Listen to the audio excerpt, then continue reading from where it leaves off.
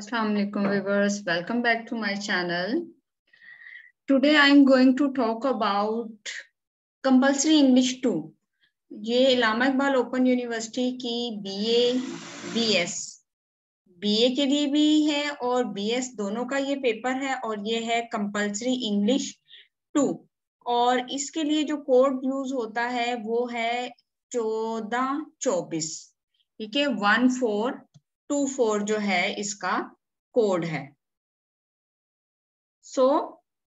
ये सेमेस्टर मुझे स्प्रिंग 2017 का पेपर मिला है, ठीक है। और इसकी जो टाइमिंग है वो 3 घंटे आपको है दिए जाएंगे और मैक्सिमम जो मार्क्स हैं वो 100 हैं, जबकि इसके जो पासिंग मार्क्स हैं वो 40 है, यानी कि आपको 100 में से 40 मार्क्स लेने जो हैं वो जरूरी होंगे इस पेपर में पास होने के लिए या इस पेपर को क्लियर करने के लिए। यहाँ सबसे पहले हम नोट देखते हैं। वो कह रहे हैं कि अटेम्प्ट ऑल क्वेश्चंस, ठीक है। व्यूअर्स, आपने सबसे पहले पेपर को देखना है तो उसके बाद आपने ये देखना है आपने कितने क्वेश्चंस अटेम्प्ट करने हैं, ठीक है। तो आपने क्या है सारे ही क्वेश्चंस अटेम्प्ट कर रहे हैं। अब हम देखते हैं कि इसमें ये क्वेश्चंस आपसे क्या कर रहे हैं। इन क्वेश्चन नंबर 1 वो कह रहे हैं राइट एन एसे, ओके। पहला क्वेश्चन है आपने एक ऐसे लिखना है जो around 250 words on any one of the following topics, ठीक है। अब क्या है वर्ड्स कितने होने चाहिए, 250 वर्ड्स होने चाहिए ऑन एनी वन मीन किसी एक पे। यहाँ 4 ऑप्शन दी हुई है, इनमें से किसी एक टॉपिक पे आपने लिखना है। पहला है the importance of media in world. Importance of media में आप इसे फर्दर डिफाइन कर सकते हैं, electronic media, print media and social media. बेहतर अंदाज में आप किस चीज को जानते हैं, आप अगर तीनों को थोड़ा थोड़ा देंगे तो उससे जरा आपके ऐसे का इम्पैक्ट ज्यादा बेहतर होगा। आपने कोई भी जब टॉपिक देखना होता है आप उससे पहले माइंड मेकअप कर लिया करें, ठीक है। उसको देख लिया करें आपने उसको किस तरह लेके चलना है, बल्कि ये मैंने आपको एक लेक्चर में सिखाया भी हुआ है, how to make your mind. आप मैपिंग कैसे कर सकते हैं माइंड मैपिंग के, उसके अकॉर्डिंग फिर आप जो है उसे लेके चलेंगे, ठीक है। नेक्स्ट जो सेकंड टॉपिक है वो है merits of urban life. Urban कहते हैं शहर की जिंदगी के मेरिट्स जो है वो कौन कौन से हैं, वो सहूलियात, वो तमाम चीजें जो यहाँ मुयस्सर होती हैं उसको आपने देखना है, ठीक हो गया। देन कह रहे हैं charms of winter season, okay. अब ये सर्दियों के मौसम का क्या चार्म होता है आप उसे देख सकते हैं। अगर आपको सर्दियों का मौसम अच्छा लगता है तो आप बता सकते हैं आपको जैकेट्स, गर्म कपड़े पहनने अच्छे लगते हैं, आपको सर्द मौसम में रात के टाइम कॉफी पीनी अच्छी लगती है, वॉक पे जाना अच्छा लगता है, या आप जैसे कॉफी वगैरह लेते हैं। सो इस तरह की बहुत सारी चीजें जो हैं आप अपने अकॉर्डिंग उसे लिख सकते हैं। एंड 4 टॉपिक है टाइप्स ऑफ पॉपुलेशन। पॉपुलेशन की एग्जाम्स कितनी हैं तो आपने इस चीजों को देख के आप उसके अकॉर्डिंग जो है वो लिख सकते हैं। अगर मैं जाऊं तो मैं सबसे पहले वाले पे जाऊंगी, क्योंकि आप सोशल मीडिया यूज करते हैं, इलेक्ट्रॉनिक मीडिया हमारा टेलीविजन है, इतने वेरियस चैनल्स हैं उन पे आप बात कर सकते हैं। प्रिंट मीडिया की बात करें तो there are lots of newspapers, English में भी हैं, उर्दू में भी हैं। तो आप ऐसा टॉपिक लें जिसपे आपके पास लिखने के लिए ज्यादा मार्जिन और आप उस पर लिख सके। 250 वर्ड्स, ठीक हो गया। ये हो गया आपका क्वेश्चन नंबर 1 और इसके टोटल मार्क्स कितने हैं, 20 मार्क्स का ये जो है आपके पास वो है क्वेश्चन है। अब जी क्वेश्चन नंबर 2 है। यहाँ पे ये क्वेश्चन नंबर 2 को हम देखते हैं। वो कह रहे हैं राइट डाउन अ पैराग्राफ। तो हमने क्या लिखना है, पैराग्राफ लिखना है रिलेटिंग टू डेली रूटीन। अच्छा, डेली रूटीन के बारे में है using the following sequence marker, okay. Viewers, मैंने आपको लेक्चर इस पे मैंने रिकॉर्ड करके अपलोड किया हुआ है अपने चैनल पे, तो उसका लिंक जो है वो मैं डिस्क्रिप्शन में डाल दूंगी। तो काइंडली आपने इस पे देखना ये है कि सीक्वेंस मार्कर को आपने कैसे यूज करना है। सीक्वेंस मार्कर वो होते हैं जो एक रब्त क्रिएट करते हैं हमारी राइटिंग में। तो आपने पैराग्राफ लिखना है। पैराग्राफ कैसे लिखते हैं इस पे भी मैंने वीडियो बनाई हुई है, तो प्लीज आपने उसे जरूर चेक करना है, ठीक है। वो जैसे अगर मैं कोई भी पैराग्राफ किसी इवेंट के बारे में लिख रही हूँ तो मैं सबसे पहले लिखूंगी फर्स्टली या फर्स्ट, एट द फर्स्ट या एट द सेकंड, हम इस तरह बात स्टार्ट करते हैं ना, first of all I want to discuss this and first of all I want to define this, इस तरह करके एंड फिर आप कह सकते हैं secondly the main point of this discussion is. So इसी तरह आप जो है इसके बाद आप नेक्स्ट नेक्स्ट यूज कर सकते हैं, आफ्टर दैट, देन, फिर लेटर ऑन, बिफोर, यानी कि before discussing this issue I think so we have to give an view point या give the view point to the other. So इस तरह के आप सीक्वेंस मार्कर ये यूज करेंगे, फॉलोड बाय है, और जब कंक्लूजन लिखेंगे तो उसमें आप क्या करेंगे, फाइनली या लास्टली का जो है ना आप इस तरह उसको वाइंड अप करेंगे, कंक्लूड करेंगे। तो पैराग्राफ लिखना है डेली रूटीन के बारे में, और इसकी एग्जांपल्स आपको बुक में दी गई है, और उस पर मैंने आपको लेक्चर भी रिकॉर्ड करवाया हुआ है अपना, तो आपने उसे देखना है और ये क्वेश्चन आपको हेल्पफुल साबित होगा। और ये 10 मार्क्स का क्वेश्चन है। Let's move toward question number 3। In question number 3 वो कह रहे हैं separate formal sentences from the informal. Formal और इनफॉर्मल पे आपकी बहुत अच्छी डिस्क्रिप्शन है आपकी बुक में, और इस पे मेरी वीडियो भी है, वो वीडियो का लिंक भी मैं डिस्क्रिप्शन में डाल दूंगी कि what is formal what is informal. Generally मैं बता दूं, जो हम लोग ऑफिस में लेटर लिखते हैं या हम ऑफिशियली जो बात करते हैं, एकेडमिकली बात करते हैं, वो फॉर्मल राइटिंग होती है। और इनफॉर्मली जैसे हम अपनी डे टू डे लाइफ में फ्रेंड से बात करते हैं, फैमिली मेंबर से बात करते हैं, वो सारी इनफॉर्मल वे में आती है। तो यहाँ आपने फाइंड आउट करना है मेन मेन चीजें। मैं कुछ आपको बता दूंगी कि जब हम बहुत ज्यादा अच्छी प्रॉपर वे में बात कर रहे हैं, जैसे कह रहे हैं I am very grateful for, तो ये एक फॉर्मल वे है बात करने का, ठीक है। वाई डू नॉट वी, ठीक है।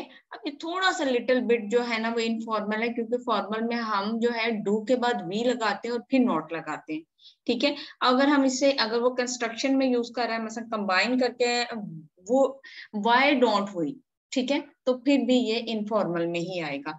गिव माई लव टू, तो ये फॉर्मल वे में जैसे हम लेटर्स वगैरह में लिखते हैं उसमें आता है। हेलो ताहिर, ये भी फॉर्मल में है। डियर मिसेस सलमान, अब ये इनफॉर्मल वे है। डियर हम मोस्टली डियर नहीं यूज करते, रिस्पेक्टेड यूज करते हैं फॉर्मल में, ठीक है। How is life, so sometimes it is also a little bit informal way. Yours faithfully, it's formal. I apologize for the inconvenience, ये भी एक formal way है। We had a little bit of luck this time. It's also a little bit of luck this time, मतलब थोड़ा सा ये जो है ना एक फॉर्मल वे में बात जा रही है। हम अदरवाइज जब हम लोग इनफॉर्मल वे में बात करते हैं तो हम अनलकी कह सकते हैं, या हम लोग कहते हैं बैडली, इस टाइप के हम यूज कर लेते हैं। Let me know as soon as possible, ये भी थोड़ा फॉर्मल वे में है। सो आपने लेकिन इस पे ही रिलाई नहीं करना, मैंने जस्ट एक जनरल व्यू पॉइंट दिया है। आपने जाके बुक में से फॉर्मल और इनफॉर्मल के जो है एक्चुअल वहां जो डिस्क्रिप्शन दी हुई है अकॉर्डिंग टू द मेरिट, आपने उसे देखना है उन रूल्स एंड रेगुलेशन के अकॉर्डिंग, फिर आपने इसको दोबारा एक तरह देखना है, और फिर आपने इस पे अपना जो है ना वो आंसर तैयार करना है। Now question number 4। इन क्वेश्चन नंबर 4 में वो कह रहे हैं what do you understand by the term academic reading. वो कह रहे हैं एकेडमिक रीडिंग से आप क्या समझते हैं। Explain the difference between skimming and scanning with the help of example, मिसालों की मदद से। ये स्किमिंग एंड स्कैनिंग ये एक पूरा चैप्टर है। स्किम होता है जब आप जो है ना चीजों को थोड़ा सा मेन आइडिया लेते हैं, ठीक है। जैसे एक पैराग्राफ पढ़ा, उसमें से मेन आइडिया लिया और आप आगे चले गए, मेन आइडिया ले आगे चले गए, तो ये स्किमिंग कहलाता है। स्कैनिंग क्या होता है, जब आप एक एक चीज को बगौर पढ़ते हैं, एक लफ्ज को पढ़ते हैं और उसके बाद उसके मीनिंग्स को निकालते हैं, तो वो स्कैनिंग करना होता है। स्कैन मीन एक एक चीज को प्रॉपरली देख लेना, ठीक है। लेकिन ये एक है, लेकिन आपने इसकी एग्जांपल्स वहां देनी है। बुक में ये चैप्टर है और इसी उस पे मेरा लेक्चर भी मौजूद है, तो आप वो भी देख सकती हैं। मैं डिस्क्रिप्शन पे उसका लिंक डाल दूंगी। सेकंड, आगे क्वेश्चन नंबर 5 है। Let's see what is in question number 5। In question number 5 they are saying that underline the joining or translation words that show comparison or contrast. Okay, आपने वो कह रहे हैं कि आपने underline जो words हैं joining or transition इन चीजों के जो वर्ड्स हैं इन्हें देखना है और कहना है कि that show comparison and contrast, और कंपैरिजन और कंट्रास्ट देखना है आपने। Both Jamal and Javed have brown eyes and brown hair. तो ये क्या है, ये इन्होंने सिर्फ क्या बताया, कंपैरिजन बताया है कि दोनों की एक जैसी हैं, यहाँ कंट्रास्ट नहीं आ रहा। अगर वो कहते हैं ना कि ब्राउन आईज हैं और हेयर जो है वो ब्राउन नहीं है, या हेयर जो है वो ब्लैक है, तो वो कंपेयर एंड कंट्रास्ट आना था। तो अभी ये क्या है, कंपेयर आ रहा है, कंट्रास्ट नहीं आया। Jamal and Javed both are tall and slim, ये भी कंपैरिजन हो रहा है। ठीक है, Jamal like to read science fiction but Javed likes to read poetry. अब देखो यहाँ कंट्रास्ट बताया जा रहा है, कंपैरिजन तो हो रहा है लेकिन उसमें कंट्रास्ट बताया जा रहा है कि जमाल क्या पसंद करता है, फिक्शन, जबकि जावेद जो है वो पोइट्री को पसंद करता है। फिर कह रहे हैं जमाल रन्स 3 miles डेली, ये कितने माइल्स दौड़ता है, 3, but on the other hand Javed hates to exercise, वो एक्सरसाइज को पसंद नहीं करता। तो ये कंट्रास्ट दिया जा रहा है। While Jamal works at a television, कहाँ काम करता है, टेलीविजन पे, artist, as a television artist काम करता है, whereas Javed is a doctor. तो यहाँ पर भी कंपैरिजन के बाद एक कंट्रास्ट दिया जा रहा है। तो होपफुली आपको समझ आया होगा। इस पे भी आपकी बुक में एक चैप्टर है, प्लीज उसे आपने अच्छी तरह पढ़ना है, तो उसके बाद आपको ये क्वेश्चन ज्यादा बेहतर अंदाज में समझ आ जाएगा। Let's move toward question number 6. In question number 6, they are saying that write a letter to friend to invite him, her to spend his, her summer vacation with you. Okay. अब आपको देखने की चीज है, आप क्या लिख रहे हो, फ्रेंड को लिख रहे हो। तो आपने ऊपर अभी पढ़ा है फॉर्मल और इनफॉर्मल का, तो जब हम फ्रेंड वगैरह को लिखते हैं तो वो इनफॉर्मल वे में होता है। ठीक है, तो आप क्या करेंगे, आप एक लेटर लिखेंगे जो कि फ्रेंड के नाम होगा, और आपने उसे क्या करना है, इनवाइट करना है, दावत देनी है कि वो लड़की है या लड़का है, ठीक है, वो जो भी है वो समर वेकेशंस में आपके पास आए और आप इकट्ठे जो है वो वेकेशन जो है वो स्पेंड करें। तो उसमें आप कोई प्लान बता सकते हैं, कोई ट्रिप के लिए जा सकते हैं, व्हाटसोएवर जो आप चाहते हैं। ठीक है, या आप कंबाइंड स्टडी करना चाहते हैं, उसके लिए आप बुलाना चाहते हैं, तो आप उसे वहां पर इनवाइट कर सकते हैं। इन question number 7, write down brief on catchy news headlines for any 5 the following words। वो आपको यहाँ कह रहे हैं कि write down brief on catchy news, कह रहे हैं कि हेडलाइन जो होती हैं, ठीक है, जो नीचे दिए गए हैं, बेसिकली कैची न्यूज हेडलाइन जो हैं उनको देखना है, एनी 5, कोई 5 द फॉलोइंग वर्ड नीचे दिए गए वर्ड्स में से।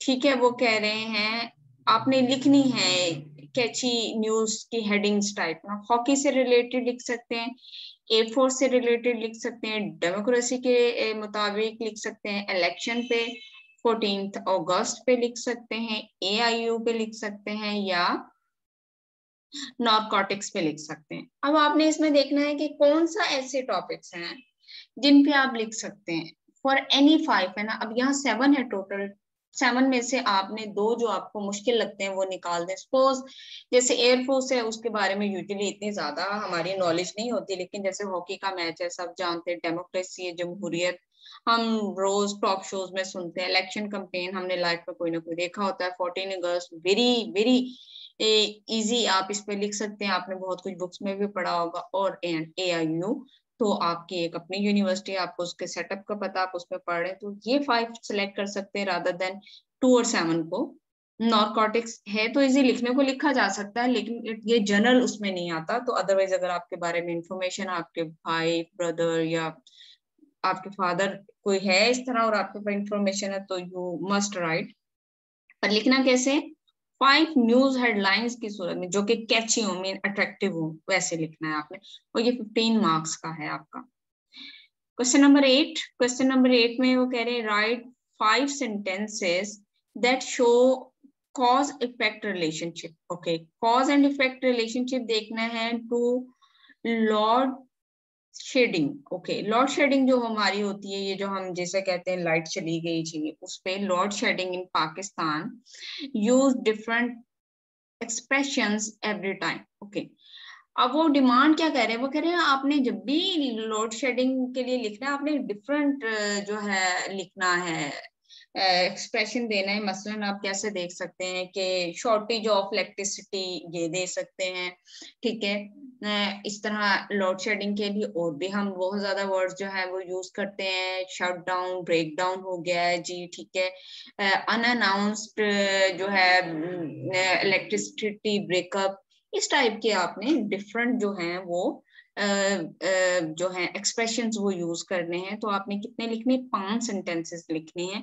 और कॉज एंड इफेक्ट रिलेशनशिप आपने ये बता सकते हैं, ड्यू टू रेन जो है वो जो है जो इलेक्ट्रिसिटी है उसकी जो है ब्रेकेज हो गई है, ठीक है।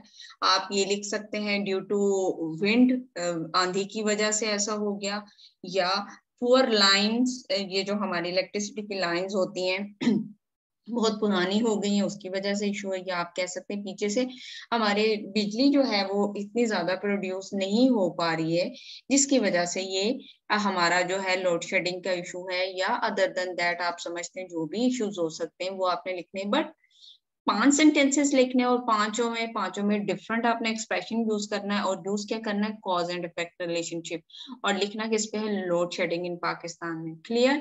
सो ये भी आपका 10 मार्क्स का क्वेश्चन है। सो व्यूअर्स, आज ये मैंने आपको एक ब्रीफ सा बताया है कि किस टाइप का पैटर्न आएगा, आपको पेपर किस तरह का आता है। इससे होपफुली आपको हेल्प मिली होगी कि आपको किस तरह के क्वेश्चंस तैयार करने हैं, और किस तरह के क्वेश्चन जो हैं वो आपके एग्जाम में एक्सपेक्टेड है, और आपकी डेट शीट आ चुकी है। होपफुली आप प्रिपेयर कर रहे हैं। Thank you so much being with me. Lecture अच्छा लगा है तो चैनल को जरूर सब्सक्राइब करें और बाकी स्टूडेंट से जरूर शेयर करें ताकि उनकी भी हेल्प हो जाए। Thank you so much. Allah Hafiz for now.